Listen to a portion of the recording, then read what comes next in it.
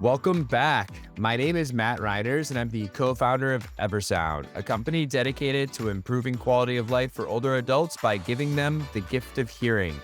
Today, I'm joined by David Haack, the owner of Tailored Advisory Services, and is the process of building out a multi-tiered support company to address various needs across the care continuum. I've admired David behind the scenes for a few years. I'm sure I've sent him many cold emails over the years, but I got a chance to spend some time with him at a conference last year and was impressed by just his vision, his passion, and his, of course, tremendous bow tie game. So thanks for joining me today, David. Well, thank you for having me, Matt. And equally, I'm very impressed by your commitment and your passion and everything you've done as well. You're just a remarkable person. So thank you for having me on your show. Awesome. Well, David, can you share a little bit of your background and how you got into senior living? Sure. Well, first you commented on the bow tie. So I wore this particular old bow tie, which is older than I want to admit. And one of the leaders in our business, who recently passed away, had given me this bow tie because he was watching me at a trade show. And he said, if you're going to wear a bow tie, son, learn how to tie one. Don't put on a fake one. So he gave me this bow tie as my very first bow tie. So it always has a special place in my heart. I love that. I love that. So then to your question on my background, I always joke with people that I never had a choice but to be in the senior living world altogether. And I always started out by saying my father was a minister and my mother was a nurse. And so, as a minister's family, where did you end up going whenever there was a parishioner that was now a shut in at a nursing home or in the hospital? Well, we ended up having to go and visit, and my sister and I had to sing. And I feel so badly for every person who had to listen to us sing when I was a child because, unlike your daughter, I'm sure she's got a lovely voice. I do not. And that was probably painful for them. So my mother was a psych nurse. And then as she got a little bit older, she ended up going into long term care. And my first job, well, I was a dishwasher washing dishes in a nursing home in Minneapolis. And when I graduated from high school, I became a CNA and I worked as a CNA for almost 2 years. Started college at University of Minnesota, took a year off, got my LPN at Minneapolis Community College, and then worked as an LPN for the remainder of my degree time with the University of Minnesota. Um, Kind of went from there into wound care and wound management and worked with Harborview Medical Center in Seattle. Ended up leaving nursing almost altogether and went into Medicare cost reporting and consumption management. Ended up from there going in through skilled nursing into long term care pharmacy automation, and then ended up going into assisted living, took a brief stint, went back into pharmacy for another decade. And then I've been in assisted living since then until October of last year. And now I've got tailored advisory services that I've started. I love that. You've seen a little bit of everything. It's just been it's quite the career. Then it sounds like it's even just getting started too with Taylor Advisory Services, which is exciting. And I'm curious, David, because you've been in the industry. I'm curious how you've seems like you've had some sales and marketing roles. How have you seen it evolve since your time, first starting in this? Yeah, it's interesting to me because I think I really began more on an operational end and on a clinical, forefront than I did on marketing or a true sales, management, play. Although a mentor of mine had said to me, I think you're missing your calling. I think you belong in sales, and she was right. It's just a natural relationship building piece. But I think if I were to move the clock backwards and take a look at where we were at when I came into the long-term care business, um I think there were very few options when we looked at what we did they were nursing homes, and nursing homes were established in the 1700s. And, we had evolved to what degree we could. There were some nursing homes that were better than others. But at the same time, they were still at that point in the 80s, not necessarily those happy, joy filled spaces that you would want to find. People had very negative connotations with them. And oftentimes, nursing homes were really seen as a place where people would go to die, literally. You fail to thrive, you go there to pass away. Um, or in some cases, you go there because you have a behavioral issue that the family can no longer manage or maintain within the home, which was really primarily your only other option other than going into a nursing home at that point. So that really lent, weight to very negative feelings about the aging process in our country overall and in general. And let's face it, none of us want to age, really want to age, because it comes with lots of complications too.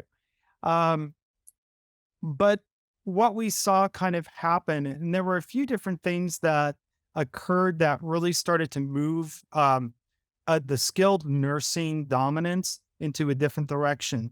And one of them is something that I think a lot of people didn't necessarily expect to be one of those transition points, but it really was when AIDS hit in the 80s. You suddenly had a very younger population that was going into long term care settings or needing long term care services at a very different age range than where you were traditionally seeing people come into long term care. Now, of course, if a person was, traumatic brain injury, or there were other, hereditary issues that an individual had, they, could also be going into a skilled nursing environment as well. But it really started to show that there was a need to create better hospice spaces, better spaces for people to develop community and be able to thrive to what degree people could with their community of choice. So at that point, you really started to see kind of this shift begin away from just the traditional nursing home model that existed. Um, and when you think about it, and when you think about it purely from a marketing and a sales standpoint, imagine being that admissions director for a nursing home in 1984, right? And in 1984 and 1985, there was still common practice of using not only chemical but physical restraints for residents. And, imagine how you are trying to push, promote, market, and really deliver to somebody that this is a safe and a nurturing environment for your loved one. Really sounds completely crazy today, doesn't it? But, that was where we were at. Then if you fast forward just a little bit into the 90s, even though in 1970, we kind of had or in the 70s, excuse me, we had our inception of what became the mother of assisted living. And that was, Karen Wilson Brown's vision of what she saw for assisted living. And it really wasn't until 1992 and, between 92 and 93 that you really saw the more formalized, creation of assisted living. Some Mm. people credit that to the Clausen, some people credit that to Dan Beatty. I mean, it depends on what coast you were from.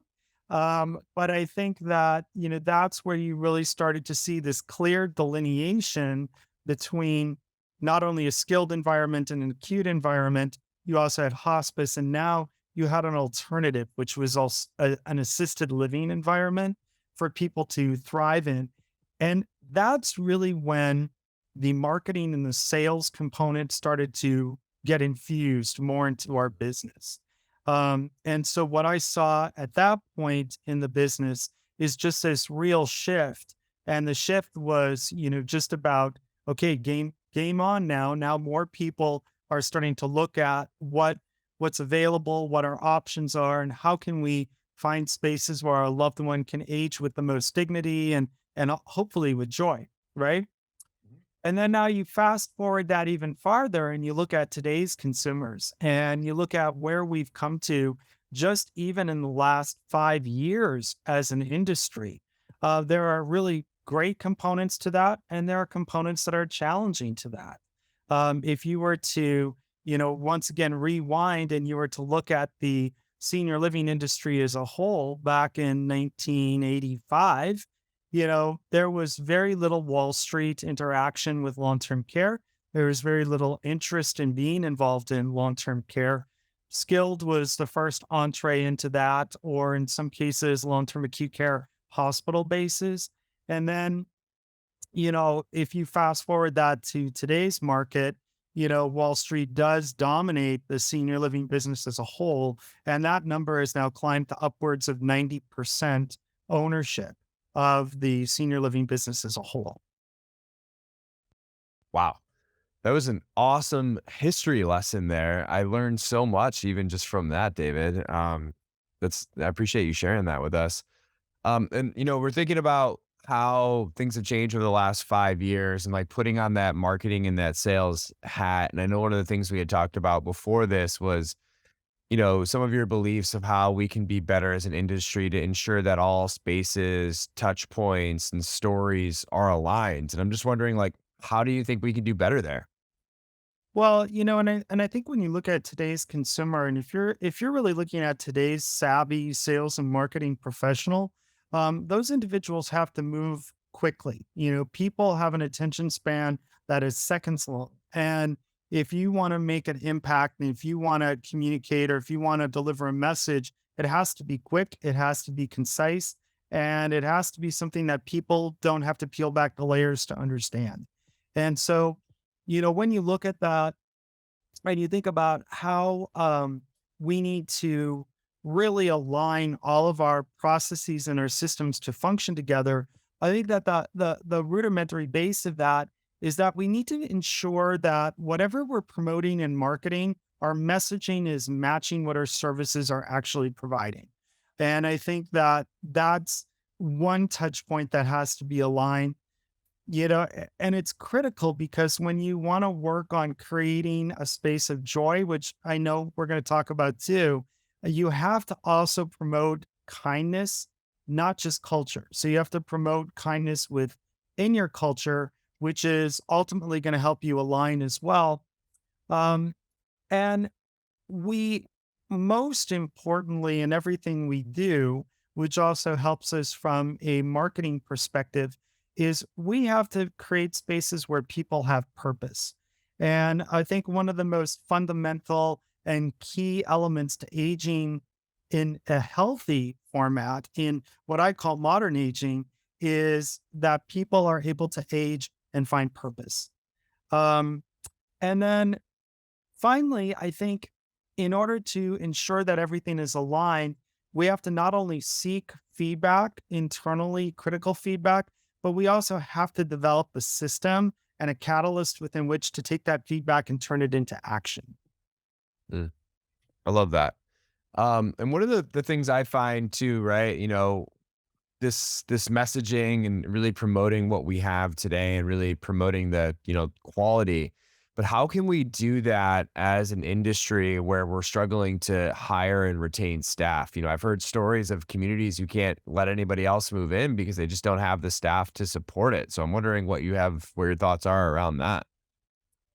Yeah, and it's so funny because I literally was in this conversation last night too. And I think, for any of us in the modern aging living business, we have always struggled to some degree to attract quality talent and retain quality talent, because we have transitory positions or we have, situations where people are working on getting their nursing degree or they're working on getting their master's in healthcare administration. And so they're taking positions on an interim.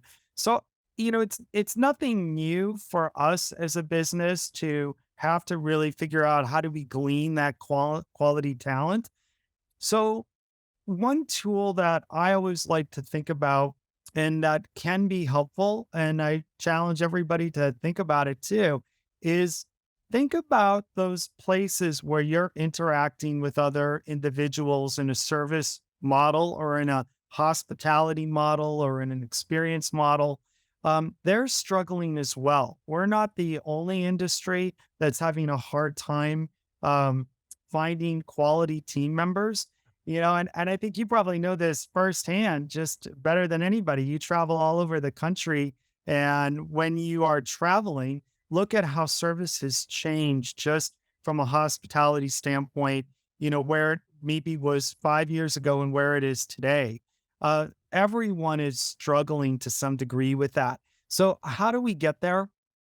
I think, first of all, we have to implement something that we've done for the last 30 years, right?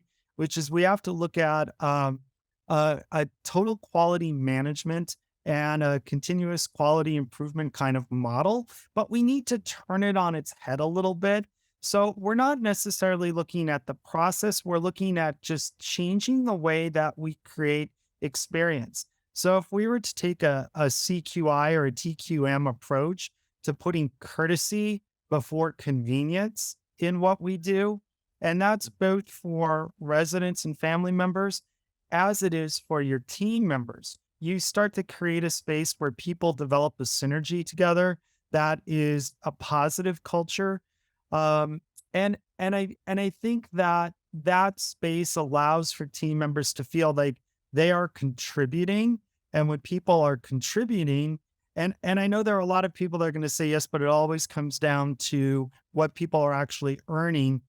That will always be there, but how people actually feel in the process of earning a living while working for us is really critically important. So if we can continually improve that courtesy model over the convenience model, that is going to allow all of us to be able to flourish in this business.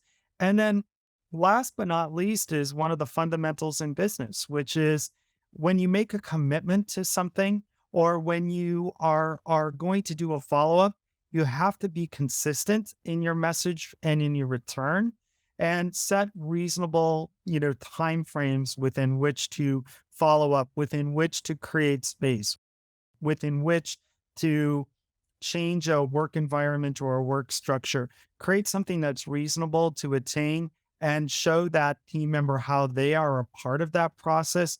Walk them through the steps so that they understand it and they will follow you. Wow. I love that.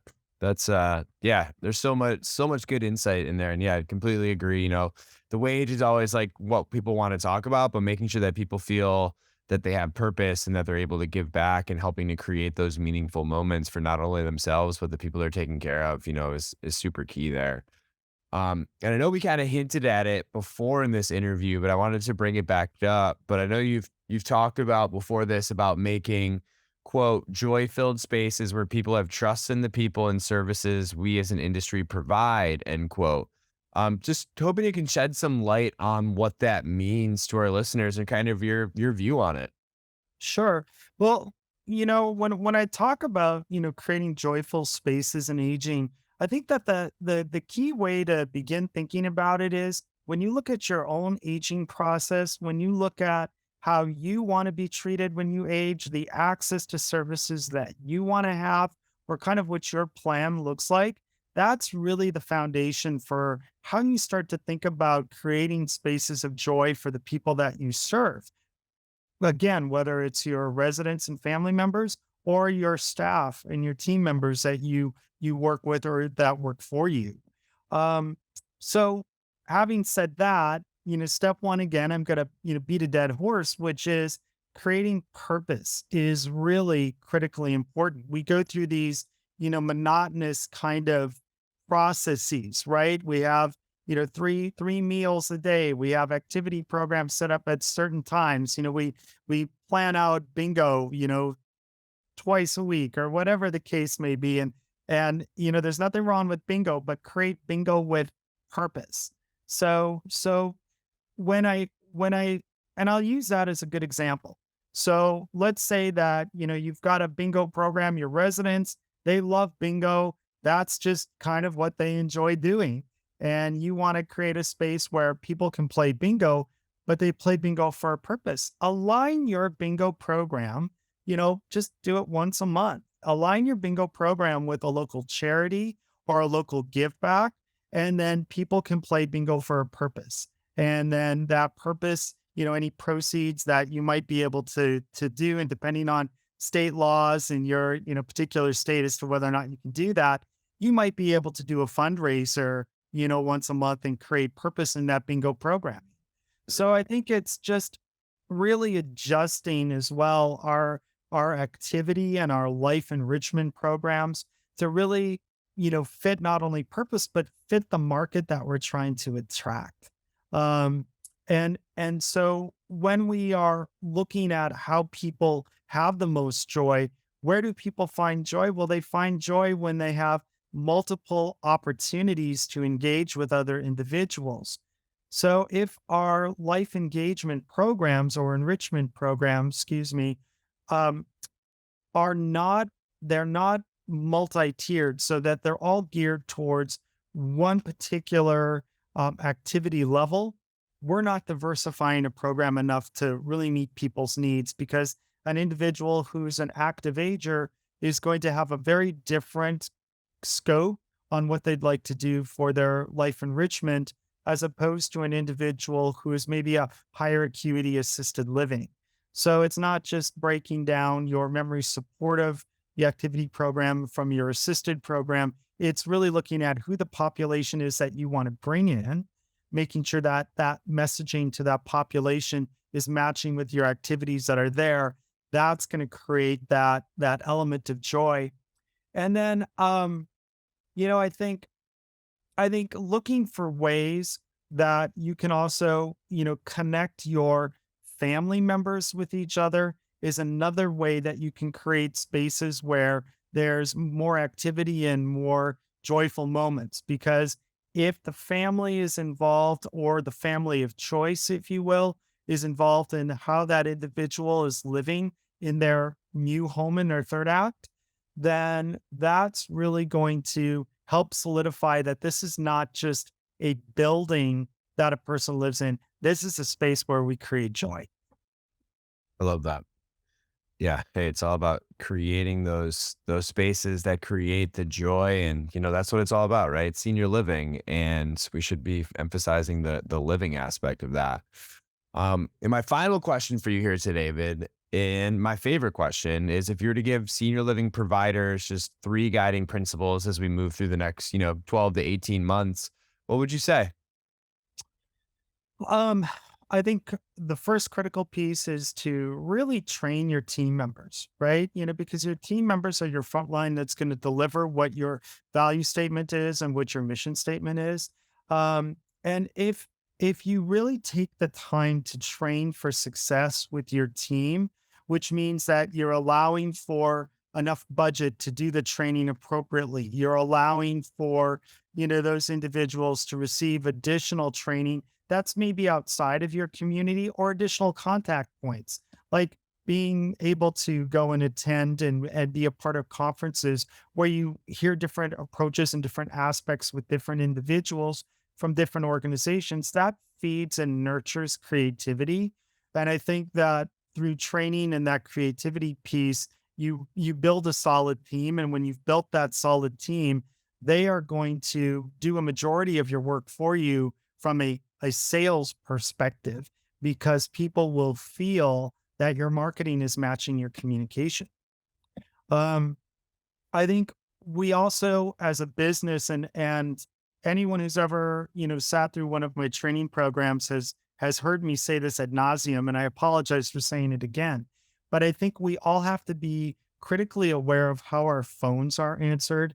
Our phones become our calling card. And when we get that opportunity, as I said earlier, time is short. We get a few seconds to leave a really good impression or a positive impression and connect with an individual. And when people are answering the phone and they're doing it in a less than optimal way, we don't get that chance back. And whoever is answering that phone can be that person who makes or breaks that opportunity for us to engage with that caller to become a future customer or for their loved one to be so. So, really paying attention critically to your phone skills and your phone skill training, I think is a huge pillar to succeed or to find opportunities to succeed. And then I think that the most the most visible feature to us is that we have people coming into our community all the time. It's not just our team members, it's not just our family members. We have to look at everyone who's a touch point with our community. They might be vendors who walk in the door, they might be therapists who walk in the door, they might be first responders who come into the community.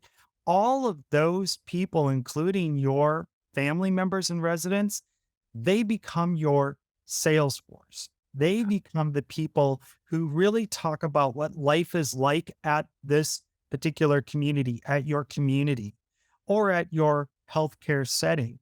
And so, really paying attention to giving everyone the best possible experience, not just good customer service, but the best possible experience in interacting with you is a surefire way for success in what you do in today's market. Yeah, I love that. Well, David, thank you so much for your time today. I know our listeners will learn a lot in this conversation. So I appreciate you and wish the best of luck on your next adventure here.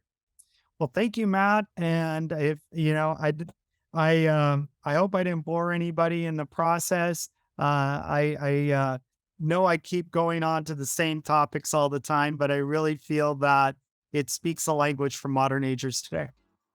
Agreed. Hey, and repetition is the key, right? That's how you get people to remember it. So it's all good.